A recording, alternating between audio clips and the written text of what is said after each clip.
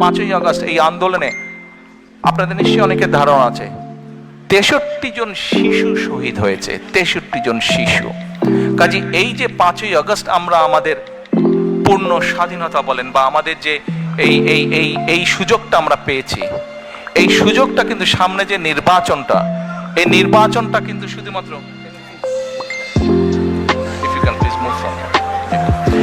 এই সুযোগটা, এই যে নির্বাচনের সুযোগটা, এটা কিন্তু কোনো এক্সপেরিমেন্ট অথবা এক্সপেরিয়েন্সের সুযোগ না। কিন্তু আগামী যে সময়টা আসছে, এটা কিন্তু একটা পরিবর্তনের সুযোগ। আমরা যদি এইবার দেশটাকে পরিবর্তন করতে পারি তাহলে আমরা এগিয়ে যাব।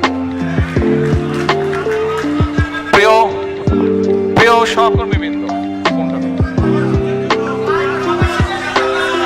প্রথমেই বলেছে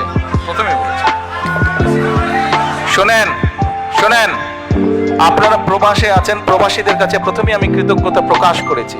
আমাদের যে স্বৈরাচারের বিরুদ্ধে আন্দোলন, এই আন্দোলনে প্রবাস থেকে বহু প্রবাসী বিভিন্নভাবে সহযোগিতা করেছেন। এই আন্দোলন সফলতার পিছনে প্রবাসীদের একটি বিশাল ভূমিকা রয়েছে। কাজেই প্রবাসীদের অবদানকে কোনোভাবে আমরা খাটো করে দেখতে পারি না।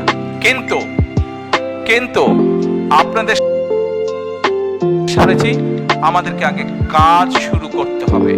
আমরা যদি কাজ শুরু করতে না পারি এবং আমরা যদি সকলের দাবি উপস্থাপন করতে থাকি তাহলে কিন্তু একটা ইনডিসিপ্লিন তৈরি হবে, ফলে আমরা কিন্তু আমাদের কাঙ্ক্ষিত লক্ষ্যে পৌঁছতে পারবো না।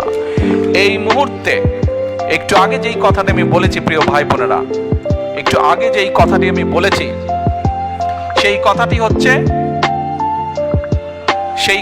হচ্ছে যে এই আগামী নির্বাচন কিন্তু কোনো এক্সপেরিয়েন্সের বিষয় না, এক্সপেরিমেন্টের বিষয় না। এই সুযোগটা আমাদের কাজে লাগাতে হবে, এইটিকে সদ্ব্যবহার করতে হবে।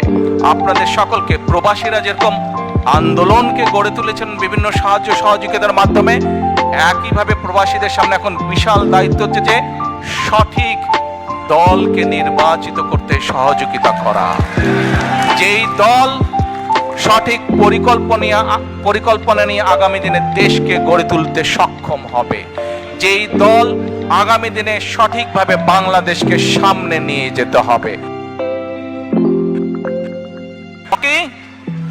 আমরা যদি সকলে একসাথে থাকি, দয়া করে একটু বসবেন, একটা জিনিস দেখাবো আপনাদেরকে।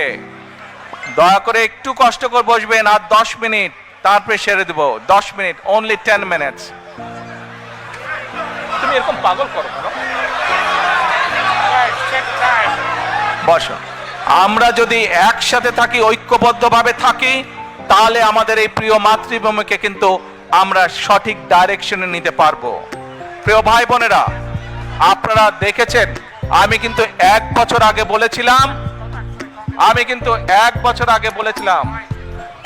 দেখুন আপনারা আপনাদের এই কথাগুলো শুনতে হবে। যদি কথাগুলো না শুনেন, এই ছবি কিন্তু কোনো লাভ হবে না। দয়া করে কথাগুলো শুনুন, কথাগুলো না শুনলে কিন্তু লাভ হবে না। আমি 1 বছর আগে আপনাদেরকে বলেছিলাম যে সামনে কিন্তু আমাদের কঠিন সময়, ষড়যন্ত্র থেমে নেই এবং এই নির্বাচনও কিন্তু খুব সহজ নয়। আপনারা অনেকেই কিন্তু ব্যাপারটা এখন বুঝতে পারছেন। 1 বছর আগে যা বলেছিলাম সেটা কিন্তু হচ্ছে এখন। আমি আবারও বলছি, সামনের সময় কিন্তু খুব সুবিধার না। কাজেই সকলকে ঐক্যবদ্ধ থাকতে হবে। ঐক্যবদ্ধ থাকতে পারবেন? ঐক্যবদ্ধ থাকতে পারলেই আমরা আমাদের এই যে পরিকল্পনা বললাম সফল করতে পারবো। ঐক্যবদ্ধ থাকলেই আমরা আমাদের প্রত্যাশিত বাংলাদেশকে গড়ে তুলতে পারবো। ঐক্যবদ্ধ থাকলেই আমরা বাংলাদেশের জবাবদিহিমূলক ব্যবস্থা গড়ে তুলতে পারবো। এই ব্রিটেনে যে আপনারা আছেন, এই দেশের জবাবদিহিমূলক ব্যবস্থা আছে বলেই এই দেশের মানুষ তার ন্যায্যতা থেকে বঞ্চিত হয় না। বাংলাদেশের মানুষ বহু যুগ ধরে তাদের ন্যায্যতা থেকে বঞ্চিত হয়ে আসুন। বাংলাদেশের মানুষের ন্যায্য অধিকার যদি ফিরিয়ে দিতে হয়, যে কোনো মূল্যে আমাদেরকে কি করতে হবে?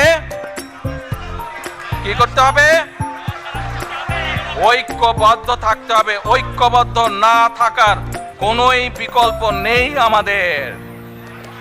United we stand, divided we fall. কাজে এই কথাটি আমাদের সকলকে মনে রাখতে হবে। এখন প্রিয় ভাই বোনেরা, আপনাদেরকে আমি ছোট্ট 2 মিনিটের মধ্যে 1 মিনিটের একটা ভিডিও দেখাতে চাই। কে কে ভিডিওটা দেখতে চান না হাত তুলেন। কারা দেখতে চান না? কারা কারা দেখতে চান না হাত তুলেন।